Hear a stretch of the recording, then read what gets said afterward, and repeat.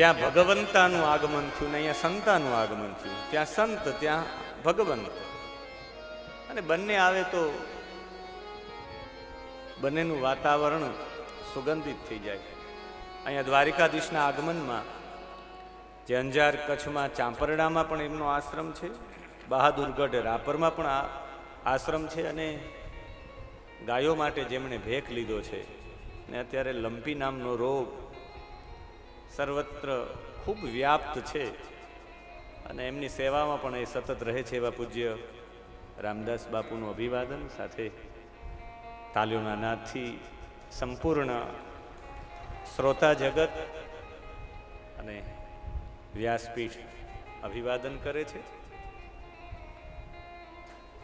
દ્વારિકાધીશ જ્યારે પધાર્યા ત્યારે દ્વારિકાનું વાતાવરણ બતાવવામાં આવ્યું છે કે રાજમાર્ગો જે સડકો હતી એ બધી એકદમ ચોખ્ખી હતી અને દરેક દરવાજા ઉપર આ 4 વસ્તુઓ હતી. આજે પણ તમે ને હું સારો કાર્યક્રમ હોય ત્યારે ઈક્ષુ વિહે એટલે શેરડીનો સાંઠો રાખીએ છીએ, એની સાથે કેળાના ફળ એટલે કેળના સ્તંભ રાખીએ છીએ આપણે.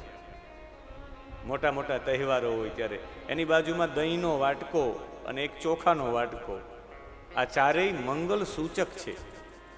કોઈનું પણ મંગળ કરવું હોય તો 4 વસ્તુના ભોમા પુરાણમાં કથા છે કે જ્યારે તમે સારા કાર્ય માટે બહાર જાઓ હોય તો લગભગ 10 વસ્તુઓ બતાવી છે જેનો સ્પર્શ કરીને જાઓ, અને સ્પર્શ કરીને જઈએ તો એ યાત્રા સફળ રહી, એ તમે જે કામ લઈને ગયા હો એ સફળ રહી. એમાં એક છે અક્ષત, ચોખાનો સ્પર્શ કરીને જાઓ. એટલે તો આપણે જતા હોય ત્યારે કોઈ આપણા મસ્તક ઉપર ચાંદલાની સાથે ચોખા પણ છોડે છે, એ મંગલ સૂચક છે. ચોખા એટલે ચોખા લગાડવામાં આવે છે. બીજું ચોખા છે શક્તિપ્રદ છે, એટલે ખાલી ચોખા છે એને હાથમાં સ્પર્શ કરવાથી, શરીરમાં સ્પર્શ થવાથી પણ ચોખા એક જ અન્નમાં આવે છે. બાકી બાજરો, જુવાર, ઘઉં આ બધા અન્નમાં ન આવે. એકાદશી રહેવી હોય, રહી ન શકતા હોય તો ભાત ન ખાવ એટલે એકાદશી થઈ ગઈ એમ સમજવા. એક ભાત જ અન્નમાં આવે છે. એટલે એ મંગળ સૂચક છે. તમારે ચોખાનો સ્પર્શ કરીને જવાનો, દહીંનો સ્પર્શ કરીને જવાનો, કોઈ ફળનો સ્પર્શ કરીને જાઓ, શેરડીના સાઠાનો સ્પર્શ કરીને જાઓ. એટલે દરેક દરવાજા ઉપર દ્વારિકાવાસીઓએ આ 4 વસ્તુ લગાડી હતી. દ્વારી દ્વારી ગૃહાણ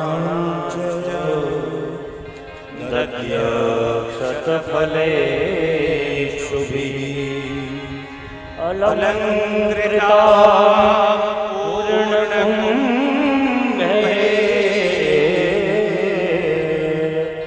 બલિ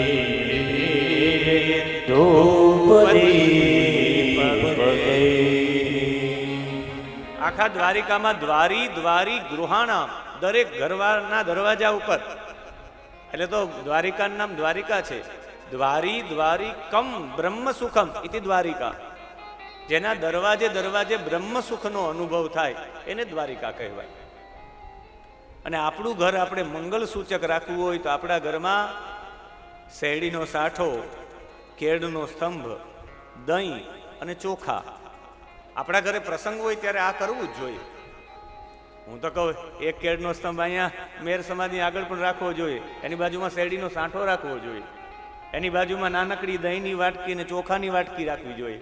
જે અહીં અંદર પ્રવેશ કરે એનુંય મંગલ થાય એવી ભાવનાથી દ્વારિકાવાળા એવું કરેલું હતું. દ્વારિકા એટલે 115 માઇલ લાંબુ અને 95 માઇલ પહોળું એવું મેટ્રોપોલિટન સિટી હતું. અલંકૃતામ પૂર્ણ કુંભેહી, બધા ઉપર એક કળશ પાણીનો ભરેલો તાંબાનો, એના ઉપર શ્રીફળ, એવું પૂર્ણ કુંભ બધામાં રાખેલો હતો. બધી જગ્યાએ ધૂપ દીપક એ બધામાં અગરના ધૂપ થતા હતા. અને દ્વારિકાધીશનું બધાએ સ્વાગત કર્યું છે. દ્વારકાધીશે તમામ લોકોની સામે દ્રષ્ટિ કર્યું છે.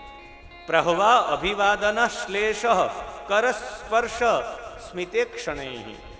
ભગવાને જે વડીલ લોકો હતા, પૂજનીય હતા, એ બધાના ચરણ સ્પર્શ કર્યા, બધાને પગે લાગ્યા છે ભગવાન. જે એમના મિત્ર સમાન હતા એને હૃદયે ભગવાને લગાડ્યા છે. કોઈની સાથે ભગવાને હાથ મિલાવ્યો, કરસ્પર્શ એટલે રામ રામ કર્યા છે કોઈ હાથે ભગવાને. કોઈની સામે ખાલી દ્રષ્ટિ આપીને આમ ભગવાને આમ ઉપર ઊભા હતા એ બધાને આમ દ્રષ્ટિ આપી. એક પણ વ્યક્તિ બાકી ન રાખ્યો.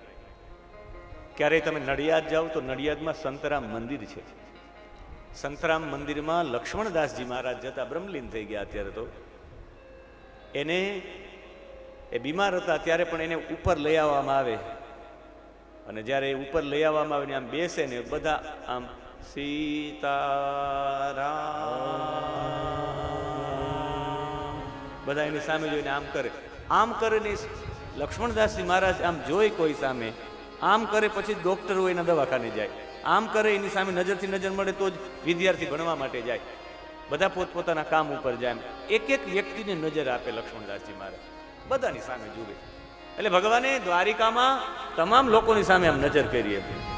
બધાને કોઈને હાસ્ય કરીને પ્રેમ આપ્યો છે, કોઈને ખાલી પ્રેમ ભરી દ્રષ્ટિ આપી છે, બધાને સંતુષ્ટ કર્યા છે. અને ભગવાન આવ્યા એટલે બધા ભેટી ગયા કે ઘણા સમયો પછી આવ્યા.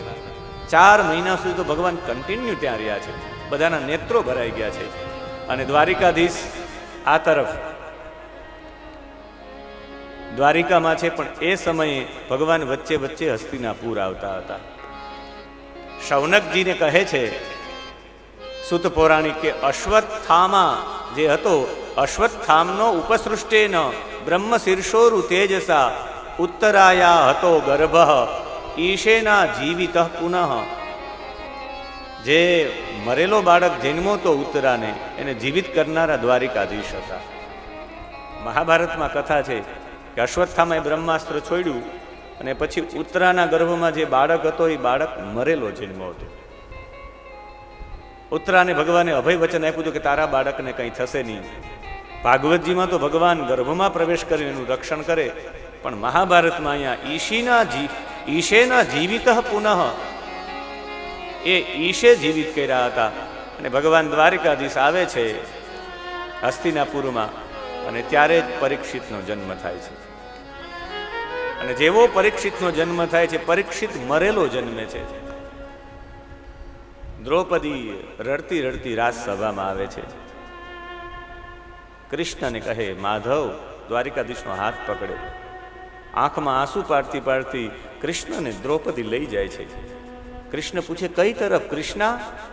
રડતા રડતા કહે કે દ્વારિકાધીશ, હું તમને પ્રસૂતા ગૃહમાં લઈ જાઉં છું. ભગવાન કે ઉત્તરાને દીકરાનો જન્મ થઈ ગયો? કે હા, જન્મ તો થઈ ગયો, પણ બાળક મરેલો જન્મ છે.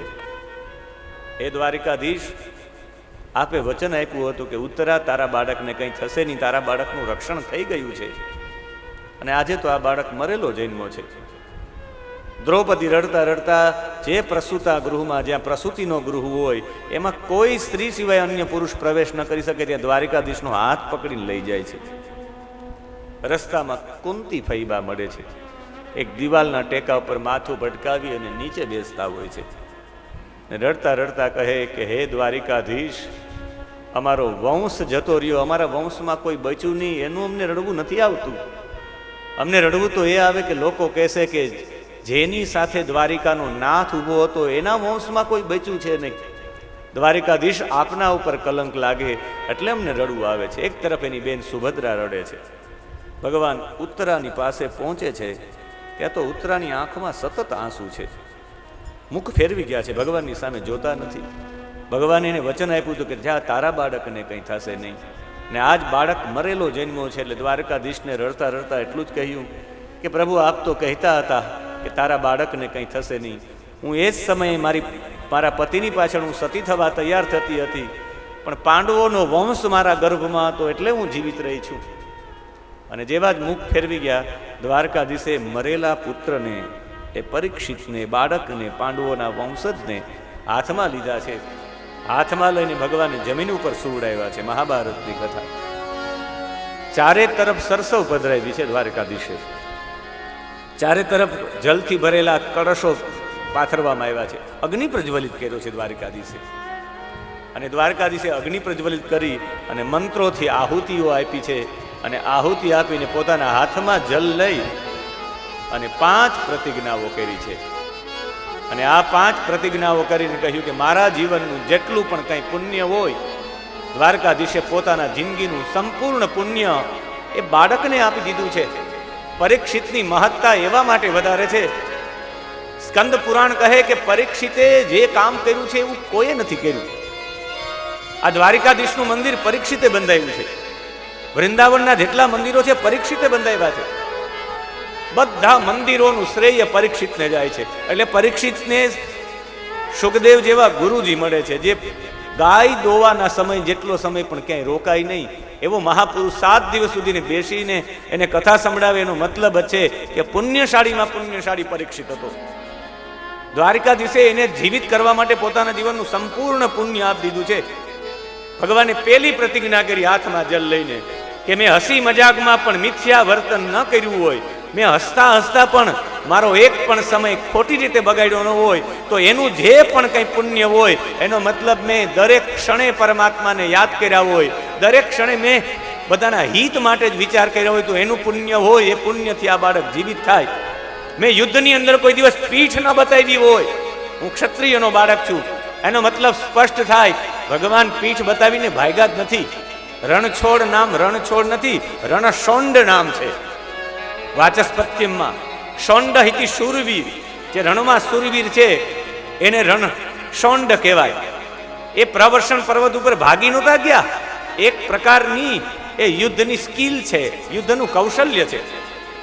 કાલ યવનને કહ્યું કે એકલા લડીએ આપણે બંને, તારા પણ સૈનિકો નહીં, મારા પણ સૈનિકો નહીં. કાલ યવન સાથે 3 કરોડ મ્લેચ્છ લોકો આવ્યા હતા. એને 1 મેન આર્મી કૃષ્ણએ એકલાએ માર્યા છે બધાને. હાથમાં ચક્ર, કોઈને કાન કાપી નાખ્યા, કોઈના ગાલ કાપી નાખ્યા, કોઈના ગળા કાપી નાખ્યા. અને એનો માલિક જે કાલ યવન હતો એ બળતો બળતો બહાર નીકળ્યો ગુફામાંથી. અને યવન લોકો ડરે આગથી, બધા ભાગી ગયા. ભગવાને જે દિશામાંથી આવ્યા એ દિશામાં ભગાડી દીધા છે. ભગવાને યુદ્ધમાં પીઠ નથી બતાવી, યુદ્ધનું એક કૌશલ્ય રજૂ કર્યું છે. મેં યુદ્ધમાં પીઠ ન બતાવી તો એ પુણ્યથી આ બાળક જીવિત થાય. મેં કંસ અને કેશીને ધર્મપૂર્વક ગણ્યા હોય તો એ પુણ્યથી આ બાળક જીવિત થાય. મેં આ જીવન સત્યનું જ પાલન કર્યું હોય, મેં આ જીવન ધર્મનું જ પાલન કર્યું હોય તો એ સત્ય અને ધર્મના પાલનના પુણ્યથી આ બાળક જીવિત થાય. મેં ધર્મ અને બ્રાહ્મણોની જ સેવા કરી હોય અને ક્યાંય પણ કચાશ ન રાખી હોય તો એ મારા જીવનનું આખું પુણ્ય આ બાળકને પ્રાપ્ત થાય. અને એનાથી પણ મેં રથ ચલાવ્યો અર્જુનનો, અર્જુન પણ સવ્ય સાચી, હું પણ સવ્ય સાચી. મારા કરતા ધનુર્ધર તારીખે અર્જુનનું નામ થાય તો મને એમ થાય કે મારા કરતા નામ વધી ગયું આનું. મને લેશ માત્ર પણ અર્જુન પ્રત્યે ઈર્ષા કે દ્વેષ ન જાગ્યો હોય તો એ પુણ્યથી આ બાળક જીવિત થાય. યથાહમ નાભિજાનામિ વિજયેન કદાચન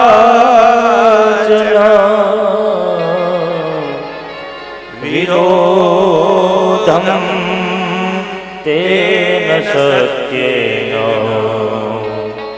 મૃતો જીવત્યયં શિશુ નોક્ત પૂર્વમ મયા મિથ્યા સ્વૈરેષ્વપી કદાચન ન ચ યુદ્ધે પરાવૃત્તઃ તથા સમજીવતા અયમ. આ બાળક જીવિત થાય. મેં યુદ્ધમાં પીઠ ન બતાવી હોય, મેં પૂર્વમાં ક્યાંય ખોટું ન બોલ્યું હોય, મેં ખોટો સમય વેડફો પણ ન હોય, હું સમાજ માટે સંસ્કૃતિ માટે જ જો જીવન જીવો હોય તો એ પુણ્ય અર્પણ. મારા જીવનમાં મારી એક એક ક્ષણનું પુણ્ય આ બાળકને અર્પણ. મેં અર્જુનનો કોઈ દિવસ વિરોધ ન કર્યો હોય, વિજયે ન કદાચન જીવતી અયમ શિશુ. આ બાળક જીવિત થઈ જાય. ભગવાને પોતાના જીવનની દરેક ક્ષણનું પુણ્ય અર્પણ કરી દીધું. બાળકને વચન આપ્યું તું ને જીવિત કરવો એમ નહીં, પણ ભગવાન કહે કે પાંડવો ધર્મના પક્ષમાં રહ્યા ને જો એનો વંશ ટકે નહીં ને તો લોકો ધર્મના પક્ષમાં રહેવાનું છોડી દેશે. ધર્મ માટે જીવિત થાય. આ દુનિયામાં આપણે ઘણા બધા લોકોને જોયા છે કે બધાએ દુનિયાને કરોડો રૂપિયા આપ્યા, કોઈએ બંગલા બનાવીને આપ્યા, કોઈએ વાડી બનાવીને આપી, કોઈએ ગૌશાળા બનાવીને આપી, કોઈએ બહુ મોટો સમાજ બનાવીને આપ્યો, કોઈએ સ્કૂલ બનાવીને આપી. પણ મને કહેવાની ઈચ્છા થાય કે પોતે કોઈ દિવસ પોતાના જીવનનું પુણ્ય કોઈને આપી દીધું છે?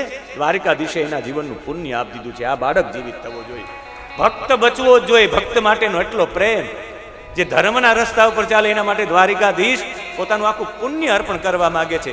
આ બાળક જીવિત થાય. અગ્નિની બાજુમાં રાખવામાં આવ્યો ને બાળકનો હાથ હલવા માંડ્યો છે. બાળક જીવિત થયો ને કૃષ્ણ અહીંયા રોયા છે.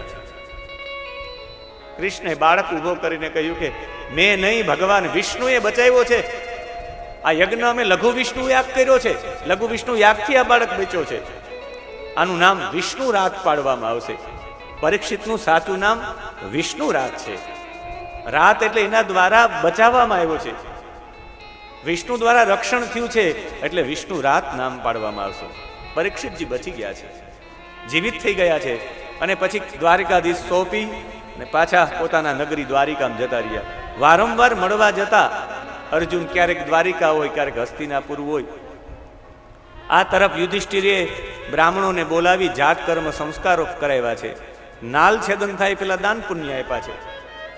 નાલ છેદન કરીને બધા લોકોને બોલાવ્યા છે અને કહ્યું કે આમનું નામ કૃષ્ણજીના કહેવા ઉપર તસ્માન નામના વિષ્ણુ રાત ઇતિ લોકે બૃહસ્રવાહ, આનું નામ વિષ્ણુ રાત પડશે. આ પરમ ભાગવત બનશે, બહુ મોટો ભક્ત બનશે, એવું કૃષ્ણ કહેતા ગયા છે. પણ શાસ્ત્ર આધારિત તમે બધા આમનું નામકરણ સંસ્કાર કરો. કૃષ્ણના કહેવા ઉપર એક ગુપ્ત નામ આપણે કાનમાં કહી દઈએ. બે નામ હોય નામ પાડવા સમય. એક રાશિ ઉપર નામ હોય ને, એ બધા આપણા નામ હોય, અને એક નક્ષત્ર ઉપર નામ હોય. કૃષ્ણનું નક્ષત્ર ઉપર નામ વસુદેવ છે, વાસુદેવ છે. વસુદેવના પુત્ર એટલે વાસુદેવ એમ નહીં.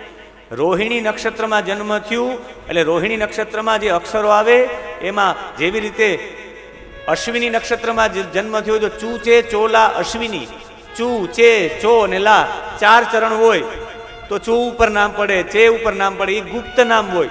આજે યુપીમાં દરેક લોકોના બે નામ હોય. યુપીમાં આ પરંપરા આજે પણ છે. કાનમાં નક્ષત્ર પ્રમાણે નામ કહેવાનું હોય. એટલે કૃષ્ણનું રોહિણી નક્ષત્ર પ્રમાણે વા નામ છે, એટલે વા ઉપરથી વાસુદેવ નામ છે. અને પછી આમ કૃષ્ણ નામ પાડવામાં આવ્યું. એમ આનું નામ કાનમાં પાડવામાં આવ્યું વિષ્ણુ રાત. ને પછી બધાને કહ્યું કે તમે આમના વિશે કહો. બ્રાહ્મણોએ જન્માક્ષર બનાવ્યા.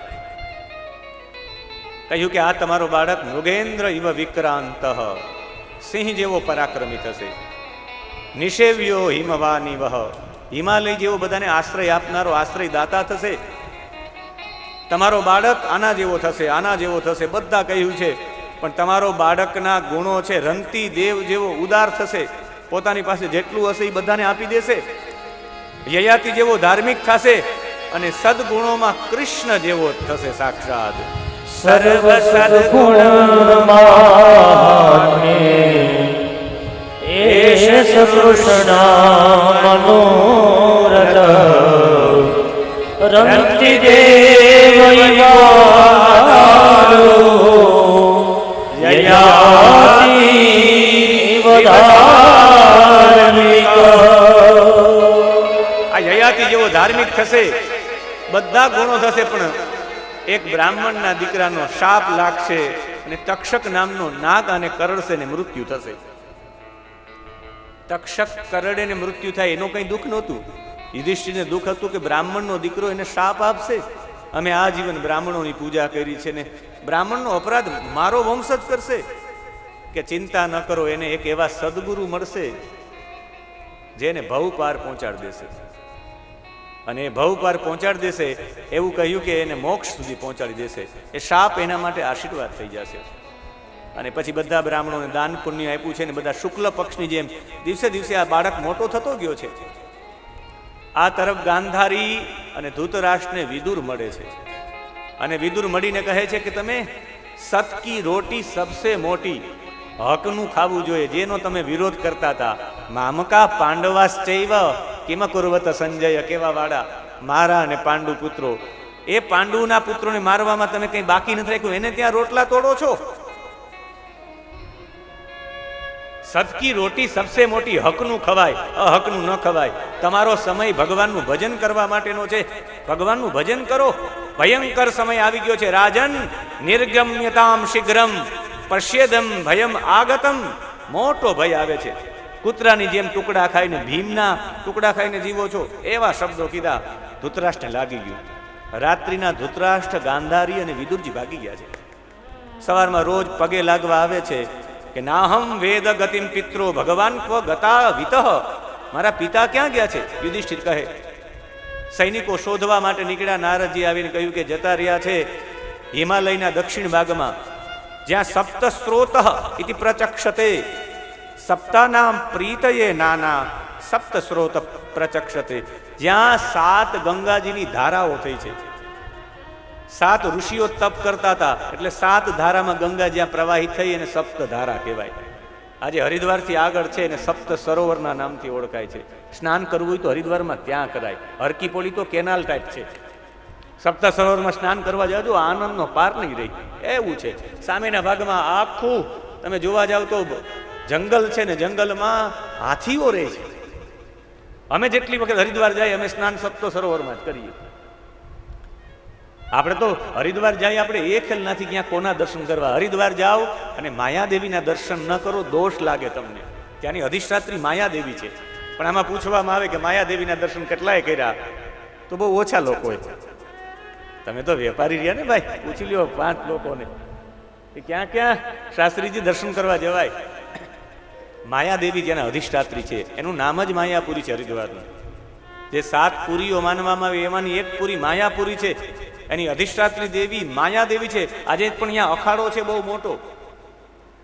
ભગવતીની આંખો જોવા જેવી છે માયાદેવીને. ત્યાં જતા રહ્યા, ત્યાં તપ કરે. ધૃતરાષ્ટ્ર રોજ માટે અગ્નિહોત્ર કરશે.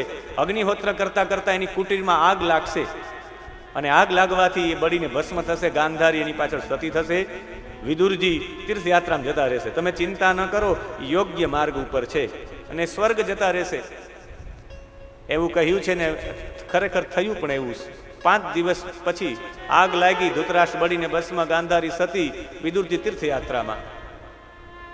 અને પછી અર્જુનજી દ્વારિકા જાય કૃષ્ણને મળવા માટે. અહીં અપશુકનો થાય છે, એક પછી એવા અપશુકનો થાય છે કે એવું લાગવા માંડ્યું છે કે કદાચ ને કંઈક અઘટિત થતું હશે. અહીંયા આ ચિહ્નો બતાવ્યા છે. એટલા ચિહ્નો તમારા જીવનમાં આવે તો સમજવાનું કે કંઈક અઘટિત થવાનું છે. આકાશમાં ઉલ્કાપાત દેખાય, ઉલ્કા પડતી હોય દેખાય, સમજવાનું કે અપશુકન છે.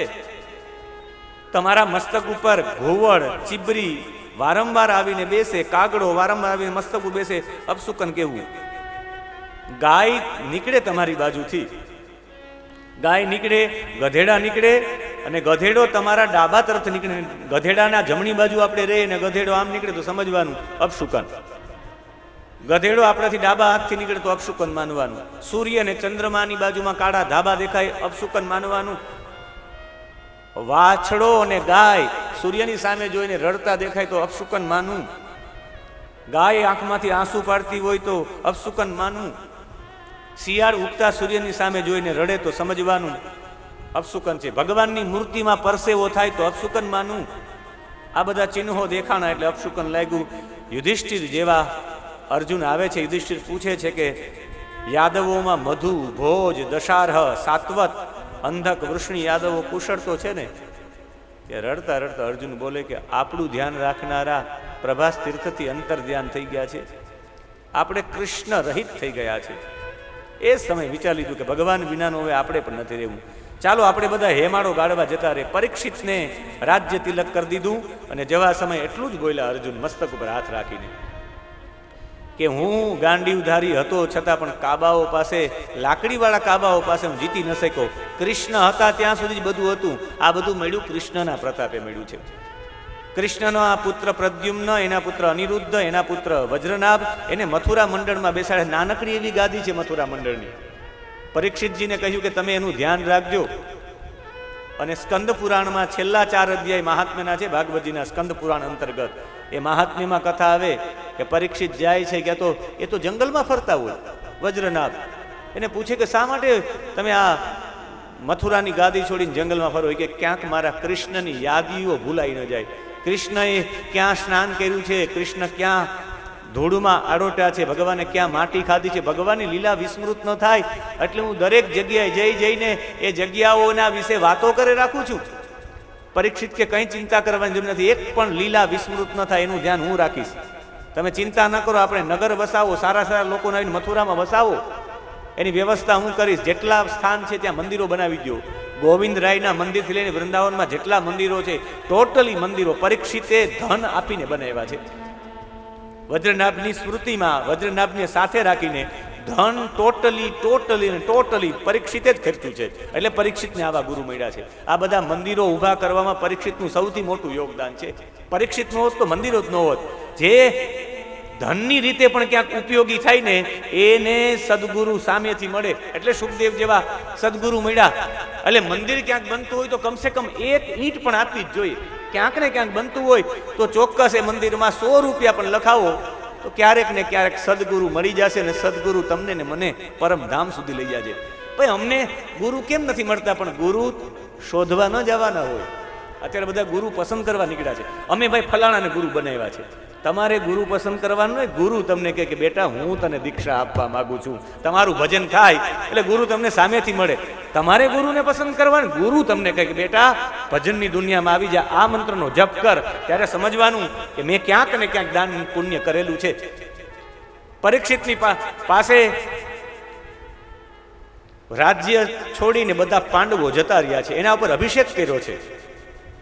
અભિષેક કરીને જતા રહ્યા છે બધા ઉત્તર દિશાની યાત્રામાં. હેમાળો ગાળવા એક પછી એક બધાએ શરીર પોતાના પછાડ દીધા છે. છેલ્લે યુધિષ્ઠિર એક જ જીવતા સ્વર્ગમાં ગયા છે. આપણે કથા જાણીએ છીએ. એક પછી એક બધાના શરીર પડતા ગયા અને બધા જતા રહ્યા. ઉત્તરની પુત્રી ઈરાવતી સાથે લગ્ન કર્યા છે પરીક્ષિતે અને દિગ્વિજય કરવા માટે નીકળ્યો છે.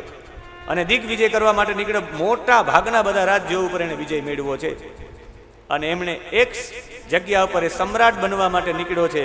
એને કિમ પુરુષ, એને કેતુમાલ, એને ભારત, ઉત્તર કુરુ બધા રાજ્યો જીતી લીધા છે. અજનાભ નામ હતું પેલા આપણા દેશનું. ભારત તો પછી પડ્યું. ભારત એક પ્રકારનો એ સમયમાં ભદ્રાશ્વ, કેતુમાલ, ભારત, ઉત્તર કુરુ આ બધા વિભાગ હતા. ભદ્રાશ્વમ કેતુમાલંચ ભારતમ ચોત્તરાન કુરુન. ભારત એક પ્રદેશ માનવામાં આવતો, દેશ નહીં.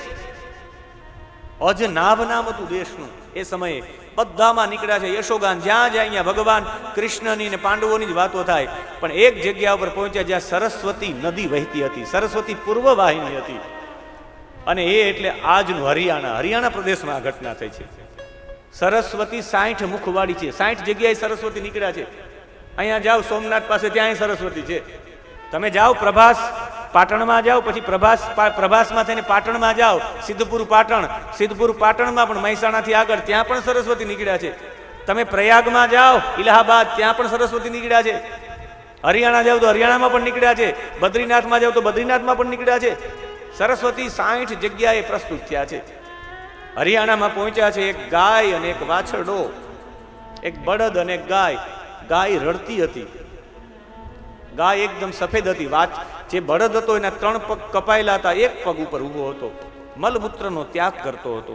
એક કાળો પુરુષ હાથમાં મોટો દંડો લઈને એને મારતા હતા. અને એ સમયે પરીક્ષિતે જોયું કે મારા રાજ્યમાં આવું. અને એમણે ત્યાં જઈને પૂછ્યું કે તમે કોણ છો? ત્યારે જેના 3 પગ કપાઈ ગયા છે, એક પગ ઉપર ઊભા છે, એને પૂછ્યું કે તમારા દુઃખનું કારણ શું?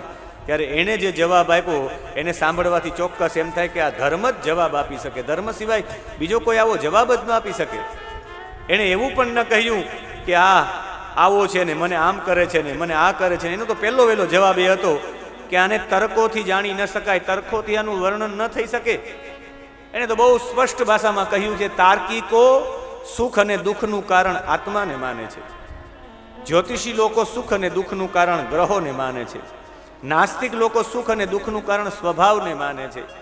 સુખ દુઃખનું કારણ વાણીથી વ્યક્ત ન કરી શકાય, તર્કથી પણ જાણી ન શકાય.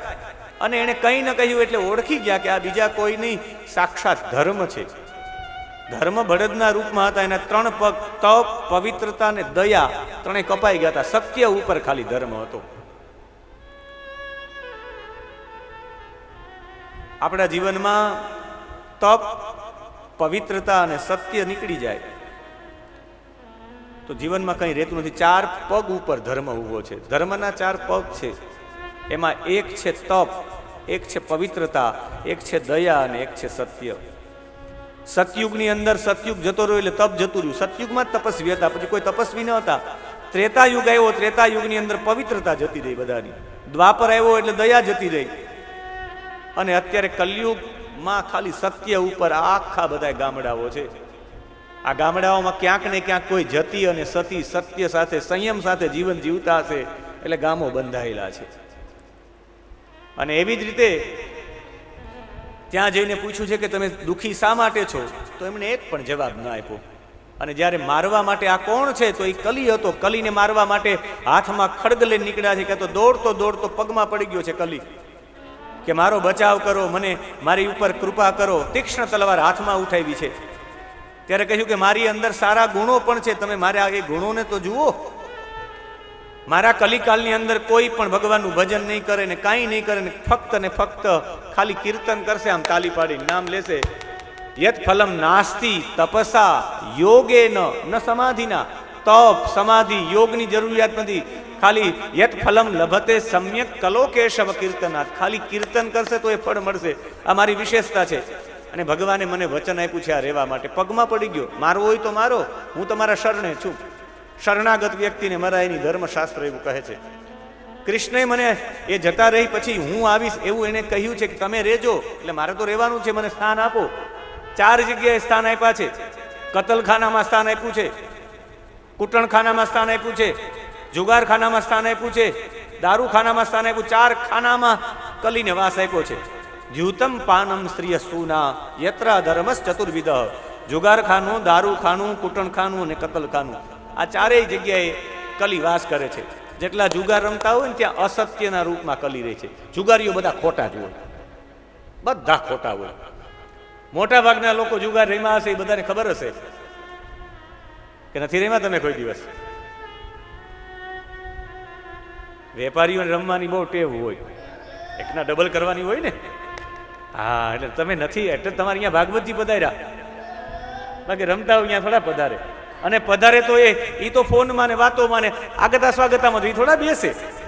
આમ જ કર્યું હોય એ બેસી જ ન શકે, કથામાં તો બેસી જ ન શકે.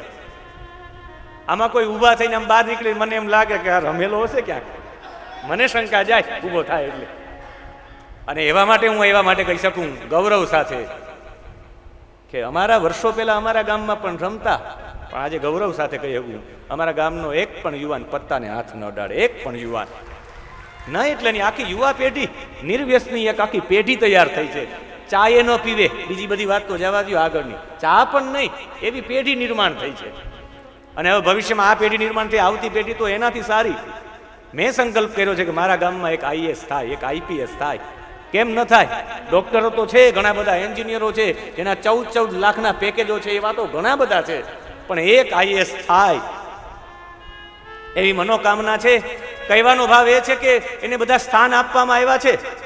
કલયુગને જુગાર રમવાના જુગારખાનામાં અસત્ય રૂપી કલી હોય છે, દારૂખાનામાં મદરૂપી કલી હોય છે. દારૂખાનામાં દારૂ પીવાવાળા બધા મદોન મત જ હોય છે, ખબર જ ન હોય કોઈને, એને પોતાની જાતને રાજા જ સમજતા હોય. કૂટણખાનાની અંદર આસક્તિ રૂપે કલી હોય, રેડ લાઇટ વિસ્તારમાં જાય તો એને આસક્તિ થાય જ. અને કતલખાનામાં નિર્દયતા રૂપી કલી વાસ કરે. અને કહ્યું મને કંઈક રહેવા માટે સારું સ્થાન આપો, મારો આ સારો ગુણ છે. તો કહ્યું કે માગી લ્યો કે મારે જાત રૂપ મદાત પ્રભુ, મારે સોનામાં વાસ જોઈએ, અનીતિના સોનામાં. અનીતિનું સોનું હોય એમાં કલી વાસ કરે, નીતિના સોનામાં કૃષ્ણ વાસ કરે છે. અનીતિના સોનામાં કલી વાસ કરે. એટલે 10% આપતા હોય ને એ ઘણું બધું પહેરીને નીકળ્યા હોય ત્યારે મને લાગે કલીને આને જ ખેંચવો છે. કેટલા બધા સોનાના આ ને બધામાં સોનાનું હોય. અને એમાં રહી ગયા ને પછી એક દિવસ એ પોતે નીકળ્યા હતા. પોતે નીકળ્યા તો પોતે એક મોટો મહેલ જોયો. એ મહેલમાંથી સંદૂક ખોલાયો, એમાં જૂનો એક મુકુટ હતો જરાસંધના સમયનો, અનીતિનો. ભગવાન કૃષ્ણએ એને પાંડવોને કહ્યું કે રાખી દો. પાંડવોમાં જ્યારે જરાસંધને માર્યો ભીમે, આમ ચીરીને ફેંકી દીધો. 2 અલગ અલગ દિશામાં ઊંધા કરીને બેના શબ, બાકી તો એકત્રિત થઈ જતા. વચ્ચે શિવલિંગ કર્યું. અને જરાસંધનું જ્યારે મૃત્યુ થયું, અને મૃત્યુ થયું પછી એનો મુકુટ લઈને જતા હતા ત્યારે એનો દીકરો પગમાં પડી ગયો, સહદેવ, જરાસંધના દીકરાનું નામ, કે મારા પિતાજીની નિશાની છે. 20,800 રાજાને મારી મારી એનાથી લૂંટી, હીરા માણેક સોનાથી સુંદર મુકુટ હતો. કૃષ્ણ કે આપી દો. અને સહદેવને જેવો આપ્યો અને કૃષ્ણ નીકળ્યા એટલે ભીમે પાછો આંચકી લીધો. કૃષ્ણ અને અર્જુન પહોંચ્યા ગયા તો યુધિષ્ઠિરના ચરણોમાં મુકુટ પડ્યો હતો. ભગવાન કે આ કોણ લઈ આવ્યો? ભીમ કે માફ કરજો પ્રભુ, પણ એકવાર મારા ભાઈના ચરણમાં જરાસંધનો મુકુટ રહેવો જ જોઈએ, મારી ઈચ્છા હતી. હવે કયો તો પાછો દઈ આવું. કે હવે લઈ પણ નહીં, હવે એક કામ કરો, સંતાડી દો, આ અનીતિનું છે. અને એ જ સતાડી દીધો. એ જ આ જરાસંધનો મુકુટ એને કાઢ્યો, અનીતિના સોનાવાળો. મસ્તક ઉપર રાખ્યા અને જંગલમાં ગયા. જંગલમાં ગયા અને ત્યાં શમિક ઋષિનો આશ્રમ હતો. અને એ શમિક ઋષિના આશ્રમમાં ધ્યાનસ્થ બેસેલા શમિક હતા. એની પાસે પાણી માંગ્યું છે, પણ એને એમ થાય કે આ ઢોંગ કરે છે, એટલે એને બાજુમાંથી તીર ચલાવ્યું કે કાન પાસેથી પસાર કરું. પણ ત્યાં રહેલો એક રક્ષક ક્ષેત્રપાળ એ નાગ વચ્ચે આવી ગયો. એ સર્પને નાગને વાગ્યું છે તીરને, સર્પ મરી ગયો. એ મરેલો સર્પ ગળામાં પધરાયો કે હમણાં જાગી જાય કે નહીં, ગળામાં લીસો ભાગ આવે તો. અહીંયા ગમે એને હાથ ફેરવવામાં આવે તો ગમે માણસનું ધ્યાન હોય તો તૂટી જાય, એટલે ગળામાં સર્પ નાખ્યો છે. મને ક્યારેક ક્યારેક યાદ આવે ભોળાનાથ કેટલા જબરદસ્ત ધૈર્યવાળા કહેવાય. એ તો ધ્યાનમાં પણ બેઠા હોય ને, ગળામાં સર્પ આમાં ફરતો હોય, એ કેવો ફરે. જટાટવી ગલજ્વલ પ્રવાહ પાવી તસ્થલે ગલેવ લંબ્ય લંબિતામ ભુજંગ તુંગ માલિકામ. એની માળા કેવી છે? ભુજંગ એટલે સર્પની માળા, તુંગ માલિકામ એ સર્પ હતો. ઉપરથી આ જટા, અટવી, અટવી એટલે જંગલ, જટારૂપી જંગલમાંથી મહાદેવજીના જટાટવી ગલત, ગલત અહીંયાથી પડતું, જલ એટલે જલ એટલે પાણી, ઉપરથી આમ ગંગાજીનું પાણી પડતું તો આમ મહાદેવજીના ગળામાં આવ્યું. ગલે અવલંબ્ય, ગળામાં અવલંબન કરવા વાળો એટલે સર્પ. લંબિતામ એટલે લાંબો થયો, પાણી પડે તો સર્પ તો લાંબો જ થાય ને, આમો લાંબો થાય ને. ભુજંગ એટલે સર્પ, તુંગ માલિકામ લાંબી માળા હોય એટલે આમ લાંબો થઈને આમ આમ થતો હતો. ત્યારે આમ આમ થતું હશે તો એ મહાદેવજી તો ધ્યાનમાં બેઠા હોય. આને કહેવાય મહાદેવજી. આના ગળામાં નાખ્યો તો આની સાધના ખુલી નહીં, અને પછી કંટાળીને ત્યાંથી નીકળી ગયો. વિદ્યાર્થીઓ જોયું કે પરીક્ષિત રાજા બહાર નીકળ્યો છે અને આપણા આશ્રમમાંથી નીકળ્યો છે. જોયું તો શમિક ઋષિના ગળામાં મરેલો સર્પ હતો. આ સમાચાર બાળકો સાથે રમતો એનો દીકરો શ્રીંગી હતો એને આપ્યો છે. અને શ્રીંગીએ કહ્યું કે સર્પને મારી નાખ્યો, હવે તો આપણે નહીં પણ સર્પ એનો બદલો લેશે. સર્પોના રાજા તક્ષક એને 7મા દિવસે કરડશે. ઇતિ લંઘિત મર્યાદમ તક્ષક સપ્તમે હની. આજથી 7મા દિવસે તને તક્ષક કરડશે. એવો શાપ આપીને ઘરે આવ્યા ને, અને જે ગળામાંથી સર્પ ઉતાર્યો ને ખૂબ રેડ્યા છે. ત્યારે પહેલી વખત પિતાજીની આંખ ખોલીને કહ્યું કે દીકરા, આવો શાપ ન દેવાય, રાજા ભગવાનનું સ્વરૂપ કહેવાય. હવે તમે શાપ આપી દીધો તો ભલે આપી દીધો છે, પણ જાઓ એને સમાચાર આપો કે 7મા દિવસે તક્ષક કરડશે. ઓલા માણસે નીચે જઈને મુકુટ ઉતાર્યો ને કલી હટી ગયો મનમાંથી. અફસોસ થયો કે અમારા પૂર્વજોએ બ્રાહ્મણોની પૂજા કરીને મેં બ્રાહ્મણના ગળામાં, ઋષિના ગળામાં સર્પ પધરાવ્યો છે. મને આનો ખરેખર દંડ મળવો જ જોઈએ. ત્યાં ઋષિકુમારો આવ્યા કે તમને 7મા દિવસે તક્ષક કરડશે, તમારે જે કરવું હોય એ કરો. એ સમયે કાંઈ પણ બોલ્યા વિના નીકળી ગયા છે અને ઋષિઓની વચ્ચે જઈને બેસી ગયા છે કે હવે આનો જવાબ તો ઋષિઓ જ આપી શકે. ને બધાની વચ્ચે જઈને બેસી ગયા છે ને બધાને બે જ પ્રશ્ન કરતા હતા કે જીવે હર હંમેશા માટે, મનુષ્ય નહીં દરેક જીવાત્મા હોય, જીવે હર હંમેશા માટે શું કરવું જોઈએ? અને બીજો પ્રશ્ન હતો જેમનું મૃત્યુ નજીક હોય એમનું કર્તવ્ય કર્મ શું? આ બધા લોકોને બે પ્રશ્ન પૂછતા હતા. અને ઋષિઓની વચ્ચે જઈને બેસી ગયા. અને બેસી ગયા ત્યારે નારદજી, કૌશિકી સંહિતામાં ઉલ્લેખ છે, નારદજી આકાશમાં જાય ત્યારે સુખદેવજી હાજર ન હોય. સુખદેવજી બીજા કોઈ છે જ નહીં. દ્વેપાયનો સુખો જગને ભગવાન એવ શંકર. એ સુખદેવજી બીજા કોઈ નહીં, શંકર ભગવાન જ છે. જ્ઞાન અને વૈરાગ્ય કાશીમાંથી માગીને લઈ આવ્યા છે. અને જેવા માગીને લઈ આવ્યા છે, નાનકડી એવી ઉંમરવાળા સુખદેવજી આપણી વચ્ચે આવે. અને એક સુખદેવજી કેવા હતો એનું વર્ણન ભાગવતજીમાં છે કે સુખદેવજી મહારાજ આપણા બધાની વચ્ચે પણ આવે. આ સુખ અને પરીક્ષિત, આ બંનેનું ચિત્ર દર્શન કરી આજની કથા સત્રને અહીંયા વિરામ કરીએ છીએ. પણ સુખદેવજી મહારાજ આપણી વચ્ચે આવી જાય ને આજે ખાલી પૂજ્ય રામદાસ બાપુ પધાર્યા છે એમ નહીં, લીમદ્રા આખું ગામ પધાર્યું છે, અમારે ભનુભાઈ સહિત બધા. તો એ લોકો આગામી એમની કથા લીમદ્રા ગામમાં છે, ગૌશાળાના લાભાર્થે. તો આપ સૌ લોકોને પણ એમાં આજથી જ અમે નિમંત્રણ પાઠવી દઈએ, જાહેરમાં આમંત્રણ પણ પાઠવી દઈએ. આપ સૌ પણ લીમદ્રાની કથામાં પધારજો. અને સુખદેવજી ત્યાં બધાની વચ્ચે પ્રગટ થયા છે. અને સુખદેવજી પાસે બે હાથ જોડીને પરીક્ષિત ઊભા રહી ગયા છે.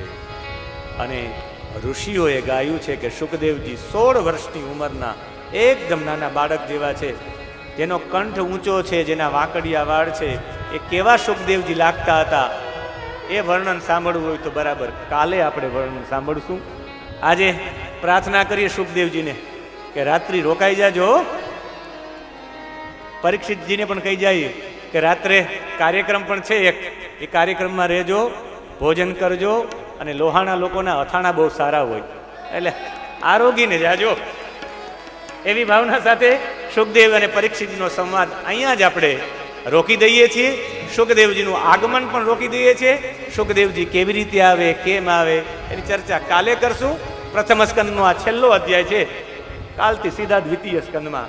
એ સાથે 2 મિનિટ માટે હરિનામ સંકીર્તન, આજના કથા સત્સંગને અહીંયા વિરામ. કૃષ્ણ ગોવિંદ ગોવિંદ ગોપાલ નંદલાલ, રાધે ગોવિંદ ગોવિંદ ગોપાલ નંદલાલ.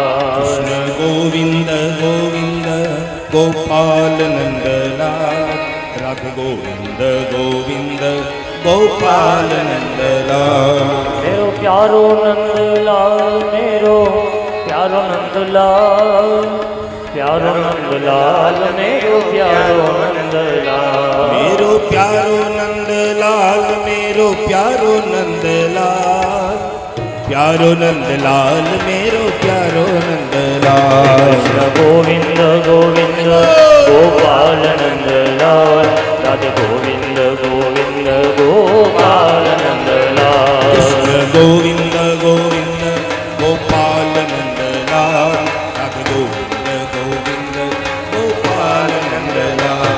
મેરો નંદલાલ, મેરો પ્યારો નંદલાલ, પ્યારો નંદલાલ, મેરો પ્યારો નંદલાલ. મેરો પ્યારો નંદલાલ, મેરો પ્યારો નંદલાલ, પ્યારો નંદલાલ, મેરો પ્યારો. કૃષ્ણ ગોવિંદ ગોવિંદ ગોપાલ નંદલાલ, રાધે ગોવિંદ ગોવિંદ ગોપાલ નંદલાલ. ગોવિંદ ગોવિંદ ગોપાલ નંદલાલ, રાધે ગોવિંદ ગોવિંદ ગોપાલ નંદલાલ. ગોપાલ નંદલાલ, ગોપાલ નંદલાલ, ગોપાલ નંદલાલ. ગોપાલ નંદલાલ. શ્રી સુખદેવજી મહારાજ મહારાજ કી જય. શ્રી દ્વારિકાધીશ ઈશ કી જય.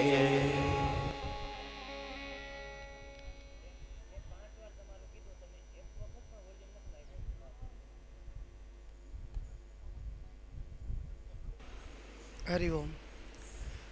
કૃષ્ણમ વંદે જગદગુરુમ. બોલો જલારામ બાપાની, આદ્ય શક્તિ મોમાય માતની જય.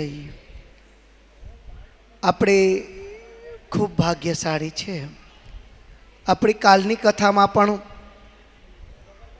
પૂજ્ય બાપુ પધાર્યા હતા. આજે પણ લીમદ્રા ગીર, રામદેવ પીર આશ્રમ, ચાપરડા, બહાદુરગઢ, આવા દરેક ક્ષેત્રોમાં, દરેક જગ્યાઓમાં, રાપર તાલુકો હોય, અંજાર તાલુકો હોય, ત્યાં બાપુની ગૌસેવાને કોણ નથી જાણતું. તો આવા પૂજ્ય રામદાસ બાપુ આપણી વચ્ચે ઉપસ્થિત છે. હું નિવેદન કરું કે પૂજ્ય રામદાસ બાપુ લીમદ્રા ગીર, જ્યાં અમારી આગામી કથા છે, કથા તારીખ છે 24/12 લઈ 30/12. લીમદ્રા ગીર તો હું બાપુ ને સમસ્ત સરપંચશ્રી સહિત જે પણ અગ્રણી મહાનુભાવો લીમદ્રા ગામના પધાર્યા છે, હું ભનુભાઈને નિવેદન કરી તેઓને મંચ ઉપર લઈ આવશે. અમારી પરંપરા છે, પરમ પૂજ્ય શાસ્ત્રીજી એવું કહેતા હોય કે આપણે શ્રીફળ છે ને એ ઠાકોરજીને આપીએ છીએ, દ્વારકાધીશને આપીએ છીએ. એ દ્વારકાધીશ આપણી સાથે છે તો આપણા દરેક કાર્ય પૂર્ણ થશે. તો યજમાન પરિવાર દ્વારા પૂજ્ય બાપુને ચાલ ઓઢાડવામાં આવશે. બીજા તમામ મિત્રોને ઉપવસ્ત્ર અર્પણ કરવામાં આવશે. આપણી વચ્ચે વિદ્વાન ભૂદેવ પણ ભસ્મ ધારણ કરી પધાર્યા છે, તેઓને પણ તાલીઓના નાદથી વધાવશું. આપણી વચ્ચે અમારા માલદેવભાઈ પાનેરા પણ ઉપસ્થિત છે. જય શ્રી કૃષ્ણને જય શ્રી રામનો અમારે દરરોજનો વ્યવહાર છે એવા માલદેવભાઈને પણ જોરદાર તાલીઓના નાદથી વધાવશું. આ પૂર્ણ થયા બાદ એમને ઉપવસ્ત્ર અર્પણ કરવામાં આવશે. બંને સાઈડમાં આ લીમદ્રા ગામના તમામ લીમદ્રા ગામ વતી હું છગ પરિવારને નિવેદન કરું, આપ સૌ પણ વહાલા ભક્તજનો, શ્રોતાજનો, મિત્રો કથામાં પધારજો. કથાનો સમય સવારે 9થી 12:30 વાગ્યા સુધીનો છે. 12:30થી અડધો કલાક સુધી આગંતુક મહેમાનો, એમનો પરિચય, એમનું સન્માન, વિશિષ્ટ મહેમાન હોય તો એની આભાર વિધિ, એમના પ્રવચન, આશીર્વચન એવું રહેશે. શ્રીફળ પ્રદાન થઈ રહ્યું છે. જોરદાર તાલીઓના નાદથી વધાવશું. જુનાગઢ એટલે સંતોની ભૂમિ, ગરવા ગિરનારની ભૂમિ, માં અંબાની ભૂમિ, સંતોના બેસણા છે એવી પવિત્ર ભૂમિ. તો શ્રીફળ પ્રદાન થઈ રહ્યું છે. દરેક લીમદ્રા ગામના મિત્રોને ઉપવસ્ત્ર અર્પણ થાય છે. પરમ પૂજ્ય બાપુને શાલ ઓઢાડવા માટે હું નિવેદન કરું. મહેશભાઈ, પ્રકાશભાઈ અને નિપુલભાઈ તે પૂજ્ય બાપુ રામદાસ બાપુને શાલ ઓઢાડી યથોચિત સન્માન કરશે.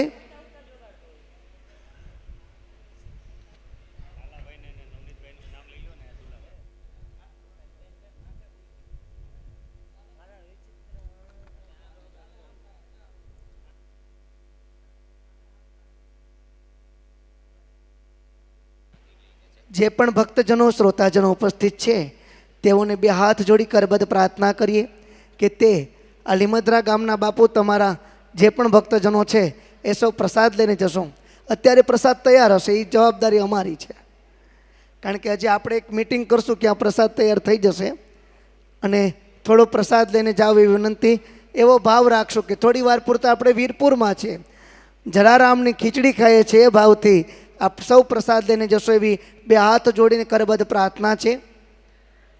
જેનું પણ ઉપસ્ત્ર ઓઢાડી અને સન્માન થઈ ગયું હોય તે લીમદ્રા ગામના આપણા વાલા મિત્રો તે પોતપોતાનું સ્થાન અલંકૃત કરશે, પોતાની જગ્યા ઉપર જઈને બેસી જશે. આપણા બધા વતી પૂજ્ય રામદાસ બાપુ ખૂબ જ ગાયોની સેવામાં રહે છે અને પ્રાર્થના કરીએ આ લંપી રોગથી ઝડપથી એ કાળિયા ઠાકર દ્વારકાનો નાથ કૃપા કરે એ ભાવથી પૂજ્ય બાપુને શાલ ઓઢાડી દેશું. હું નિવેદન કરું, શ્રી દુર્લભદાસ ભાણજીભાઈ છગ મહવાવાળા મંચ ઉપર પધારશે. દુર્લભદાસ ભાણજીભાઈ છગ મહવાવાળા મંચ ઉપર પધારશે. તેના દ્વારા પરમ પૂજ્ય શાસ્ત્રીજી ડૉક્ટર મહાદેવ પ્રસાદજીને શાલ ઓઢાડવામાં આવશે. પછી નિવેદન કરું, નવનીતભાઈ મોનજીભાઈ છગ, નવનીતભાઈ મોનજીભાઈ છગ સુરત મંચ ઉપર પધારશે. નવનીતભાઈ મોનજીભાઈ છગ મંચ ઉપર પધારશે. આપણે તમામ જે સન્માન પૂર્ણ થઈ ગયું હોય તે લીમદ્રા ગામના મિત્રો સ્વસ્થાને બેસી જશે. લલિતકુમાર મોહનજીભાઈ છગ બરોડા તે પણ મંચ ઉપર આવશે. પરમ પૂજ્ય શાસ્ત્રીજીને શાલ ઓઢાડશું. સુધીરભાઈ રમેશભાઈ છગ એ પણ કોડીનારથી પધાર્યા છે, તો એને પણ નિવેદન કરું, પરમ પૂજ્ય શાસ્ત્રીજીને શાલ ઓઢાડવા ઉપર મંચ ઉપર પધારશે. આજે રાત્રિના કાર્યક્રમ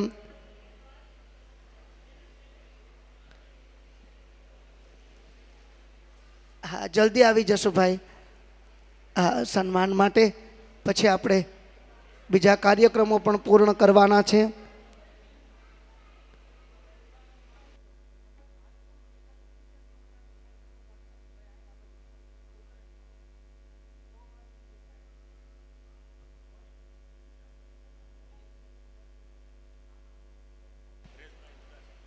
હરેશભાઈ ઉદાસનો આજે રાત્રિના 9 વાગે કાર્યક્રમ છે, તો એમાં પણ પધારજો. મનહરભાઈને અને પંકજભાઈને ખૂબ સાંભળ્યા છે. આજે હરેશભાઈને પણ શ્રવણ કરશું. પોતાની વાણી તે ઠાકોરજીના ચરણોમાં અર્પણ કરશે. તો ખૂબ ધન્યવાદ. લગભગ માલદેવભાઈ પાનેરાને નિવેદન કરું, મંચ ઉપર આવશે, તેમને પણ ઉપવસ્ત્ર ઓઢાડી યથોચિત સન્માન પરિવાર દ્વારા કરશું. શ્રી માલદેવભાઈ પાનેરા મંચ ઉપર આવશે એવી વિનંતી. યથોચિત સન્માન આપણે કરશું.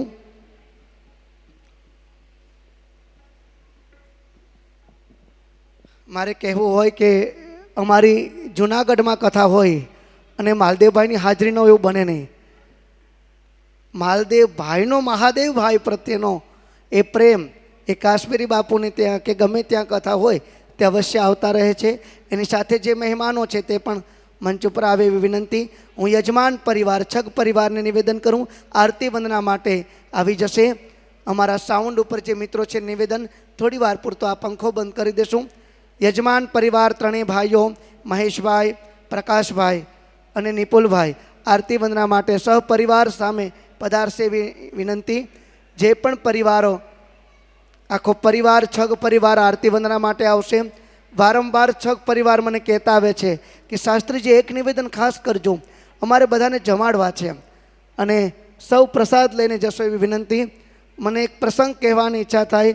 આપના ભૂદેવ શ્રી લાલજી મહારાજે મને કીધો, લાલાભાઈએ, કે જ્યારે આજથી 10-15 વર્ષ પહેલાંની વાત હતી, અમારા કાકાની તબિયત નાદુરસ્ત હતી, દવાખાનામાં હતા, ત્યારે એમના પિતાશ્રી નટવરભાઈ તે એમની પરિસ્થિતિ બહુ સારી ન હતી, પણ એ પરિસ્થિતિમાં પણ તે દરરોજ નીતિ નિયમ પ્રમાણે એમના ઘરેથી ભોજન મોકલતા અને હોસ્પિટલ સુધી પોતે ચાલીને જતા. આ પરિસ્થિતિમાં પણ એ સેવા કરતા. અને લાલાભાઈ મને કાલે કીધું કે અમારા જે કાકા છે ને વચન આપ્યું છે, આ છગ પરિવારને નટુભાઈના પરિવારને જ્યારે પણ જરૂર પડે ત્યારે ખુલ્લા પગે ઊભા રહેજો. એટલે મેં સવારે જ કીધું કે સંપૂર્ણ પુણ્ય નટુદાદાના પુણ્યની હિસાબે તમે છો. છેડાછેડી રાખી યજમાન પરિવાર સામેના ભાગમાં ઊભા રહી જશે. અમારા સંગીત મિત્રોને નિવેદન, પ્રેમ અને ભાવથી આપણે આરતી વંદનામાં જોડાશું. ખૂબ ધન્યવાદ.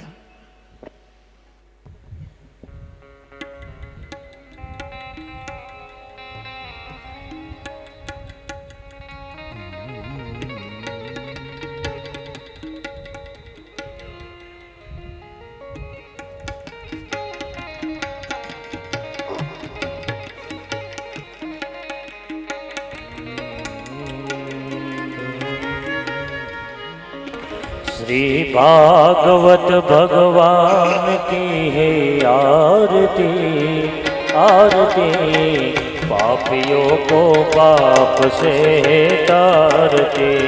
भागवत भगवान की है आरती, पापियों को पाप से तारती। ये अमर ग्रंथ ये मुक्ति पंथ या पंचम वेद निराला, नवज्योत जगाने वाला। अमर ग्रंथ ये मुक्ति पंथ ये पंचम वेद निराला, नवज्योत जगाने वाला।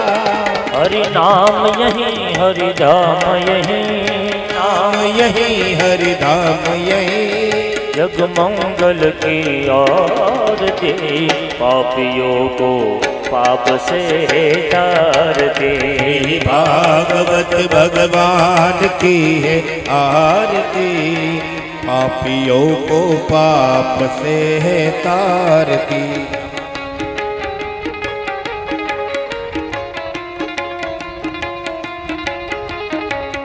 जय हो जय हो जय हो। ये शांति गीत पावन पुनीत पापों को मिटाने वाला, हरि दर्श कराने वाला। ये शांति गीत पावन पुनीत पापों को मिटाने वाला, हरि दर्श कराने वाला। यह सुख करनी यह दुख हरनी, यह सुख करनी यह दुख हरनी, मधुसूदन के आरती पापियों को पाप से तारती। भागवत भगवान की है आरती, पापियों को पाप से तारती। હરિ બોલ હરિ બોલ હરિ બોલ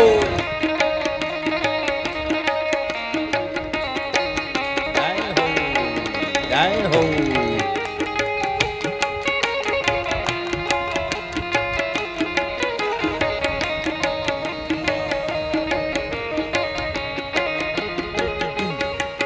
ये मधुर बोल जग फंद खोल सन्मार्ग दिखाने वाला बिगड़ी को बनाने वाला मधुर बोल जग फंद खोल सन्मार्ग दिखाने वाला बिगड़ी को बनाने वाला श्री राम यही घनश्याम यही राम यही घनश्याम यही राम यही घनश्याम यही राम यही घनश्याम यही प्रभु महिमा की आरती पापियों को पाप से तारती भागवत भगवान की है आरती पापियों को पाप से है तारती पापियों को पाप से तारती पापियों को पाप से है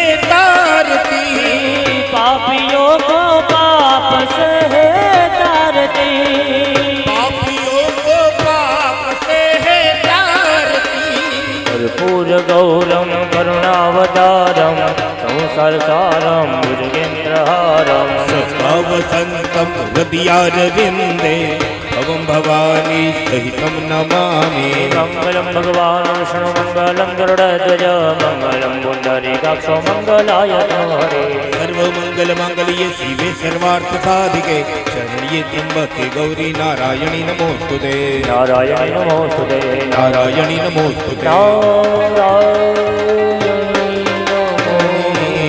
नमोस्तुते હરિ ઓમ જલેન પ્રદક્ષિણીકૃત્ય પુષ્પે હસ્તે દેવતાભિવંદનમ. આપણા પરિવારમાંથી એક દીકરો પુરુષ વિભાગમાં આરતી લઈને જશે અને એક દીકરી બહેનોમાં આરતી પહોંચાડે એવી વ્યવસ્થા કરશું. ત્યાં સુધી પરિવાર પોતાના હાથ ખાસા કરી ઠાકોરજીને મંત્ર પુષ્પાંજલિ અર્પણ કરીશું. હસ્તો પ્રક્ષાલ્ય મંત્ર પુષ્પાન્યાદાય ઓમ જગનેન જગ્નમય જંત દેવા તાની ધર્માણિ પ્રથમાન્યાસન્નાતે અનાકમ મહિમાન સચંત્ર જત્ર પૂર્વે સાધ્યા સંતિ દેવા સત્યમ વિજ્ઞાનમાનંદમ પૂર્ણ બ્રહ્મ સનાતનમ પરમં પુરુષમ વંદે શ્રીમદ્વારવતીશ્વર. ઓમ ભૂરભુવસ્વ પુરાણ પુરુષોત્તમાય નમઃ. ચરણ કમલેશુ મંત્ર પુષ્પાંજલિ તુતિપાઠમ ક્ષમાપનમ સમર્પયામિ. આત્મા શ્રીફળ લઈ ભગવત નામ સાથે યજમાન પરિવાર પ્રદક્ષિણા કરશે. આપણી વચ્ચે ગીગાભાઈ અમારી અવિરત કથામાં આવતા એવાના સુપુત્ર જીતુભાઈ પણ ઉપસ્થિત છે. તેનું પણ હૃદયથી સ્વાગત કરીએ છીએ. અમે ખૂબ કીધું પધારો, પણ હવે એનો ભાવ એવો છે કે યજમાન પરિવાર પ્રદક્ષિણા કરશે ભગવત નામ સાથે. આપણે બધા પણ તાલીઓની સેવા સાથે પ્રદક્ષિણા કરશું. એક નિવેદન છે આપ સૌને, સૌ પ્રસાદ લઈને જશો એવી વિનંતી. ભગવત નામ સાથે ધન્યવાદ સંગીત મિત્રો. શ્રી કૃષ્ણ શરણમ મમ શ્રી કૃષ્ણ શરણમ મમ શ્રી કૃષ્ણ શરણમ મમ જય શ્રી કૃષ્ણ શરણમ મમ શ્રી કૃષ્ણ શરણમ મમ શ્રી કૃષ્ણ શરણમ મમ શ્રી કૃષ્ણ શરણમ મમ શ્રી કૃષ્ણ શરણમ મમ શ્રી કૃષ્ણ શરણમ મમ શ્રી કૃષ્ણ શરણમ મમ શ્રી કૃષ્ણ શરણમ મમ જય શ્રી કૃષ્ણ શરણમ મમ શ્રી કૃષ્ણ શરણમ મમ શ્રી કૃષ્ણ શરણમ મમ શ્રી કૃષ્ણ શરણમ મમ જય શ્રી કૃષ્ણ શરણમ મમ.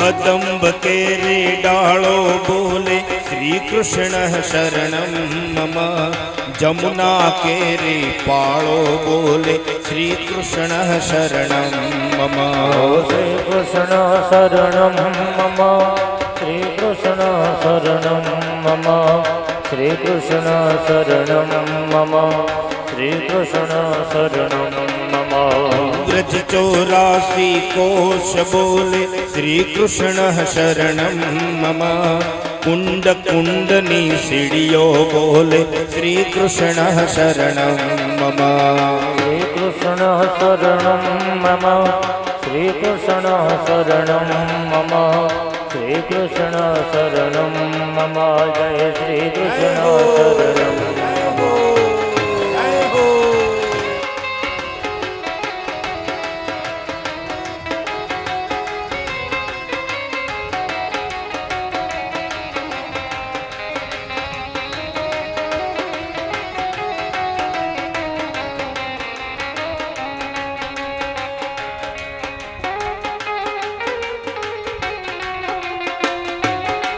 हरिबो हरिबो हरिबो हरिबो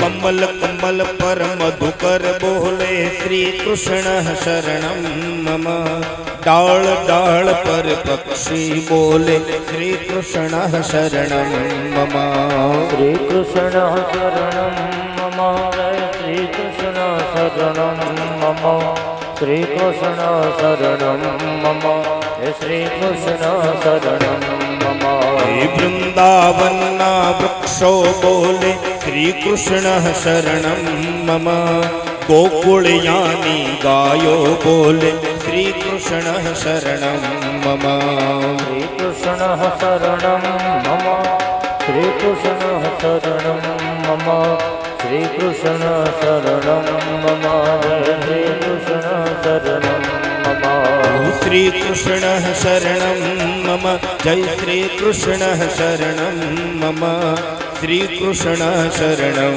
मम जय श्री कृष्ण शरणं मम श्री कृष्ण शरणं मम श्री कृष्ण शरणं मम श्री कृष्ण शरणं मम